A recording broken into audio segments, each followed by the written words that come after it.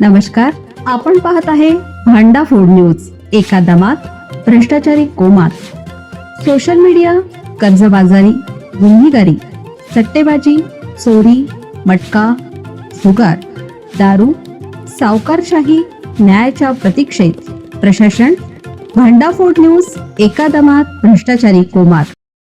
Vande Bharat एक्सप्रेसला Pune railway स्थानकाजवळ अपघात. नेमकं काय घडलं? मुंबई सोलापूर मार्गावरील वंदे भारत एक्सप्रेसला पुणे रेल्वे स्थानकाजवळ अपघात झाला असून गाडीचा एक डबा रुळावरून घसरल्याची घटना घडली. प्राथमिक माहितीनुसार अपघातात कोणतीही जीवितहानी झालेली नाही. मात्र या घटनेमुळे काही काळ रेल्वे वाहतूक विस्कळीत झाली.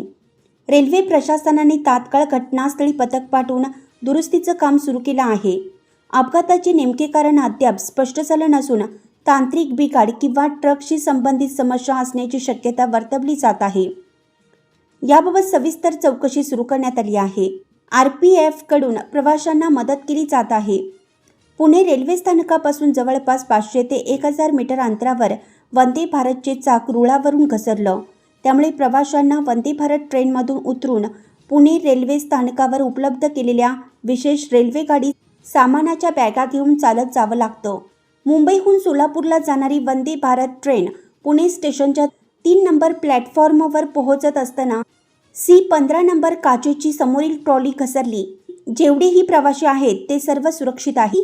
आमच्या इमर्जन्सी टीमने तातडीनं काम सुरू केलं आहे, अशी प्रतिक्रिया रेल्वे पुणे विभागाचे जनसंपर्क अधिकारी हेमंत कुमार बेहेरा यांनी माध्यमांशी बोलताना दिली.